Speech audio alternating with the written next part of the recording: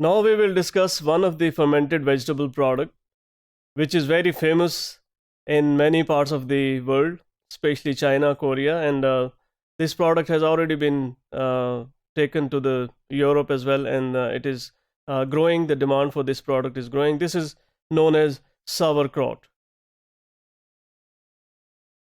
This sauerkraut is basically a fermented cabbage product, and this is very famous. It originated from China, and then it was later transferred to European countries as well.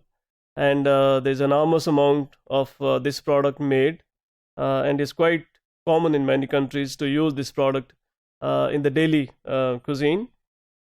This is again based on the lactic acid fermentation that takes place on cabbage, and it produces a sour flavor and aroma by acting upon these cabbage products. If you look at the process, as we earlier discussed, generally the processes are very similar for most of the vegetable processing before they undergo fermentation. We have to start with the cleaning operation first. Then we trim the product and shred it into fine and uniform smaller pieces. Cleaning is an important step because it would be reducing the load of microorganisms that are already present from the field conditions. And normally all the plant material, when we come from the field conditions, they would harbor many of the bacteria, mold, yeast, and spores as well, and they might grow, and they actually reduce the shelf life of these products. So cleaning would be helpful, and that would be actually helping the starter culture to grow properly, because there would be less hindrance offered by the already present microflora within a natural system.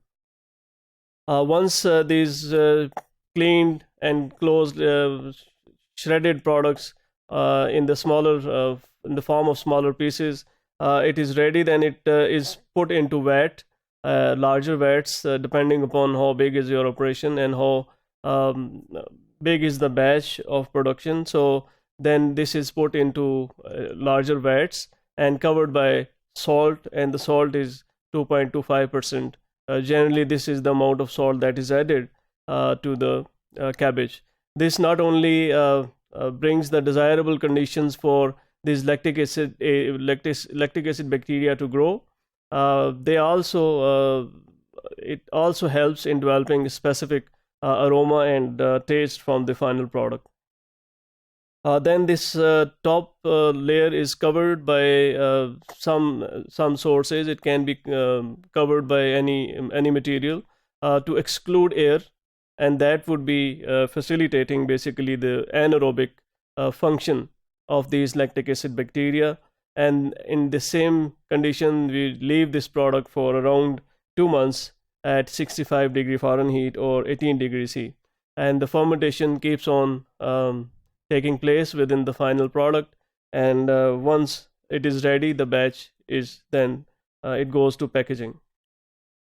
As we earlier discussed, the natural microflora would have leuconostic species that is naturally present in many of the surfaces of fruits and vegetables.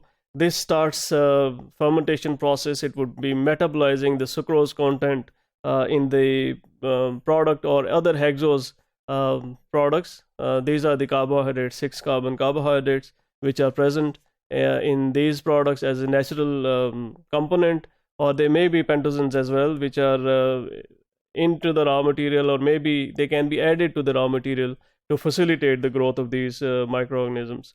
So these produce different compounds such as acetates, lactates, ethanol, carbon dioxide, and diacetyl. And as we have been already saying that these compounds are basically, other than carbon dioxide, the other compounds are the flavor compounds, and they produce the peculiar flavor of the final product.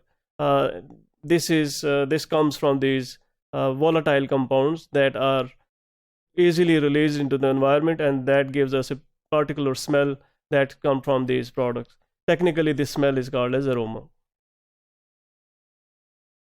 If you look at the problems that might arise, because again it's a natural fermentation process, So they may be off flavors or soft textures or discoloration of fruits and vegetables. As we earlier discussed, this happens due to the yeast and mold, especially in conditions when the air is available, because yeast and mold would be aerobic mostly, and they would start making problems in the product. Similarly, it becomes slimy when they are overgrowth of leuconostic species, because leuconostic normally would be metabolizing these sugar products into dextrins. As we earlier said, glycans or other dextrin products, they would be giving a slimy texture to the final product.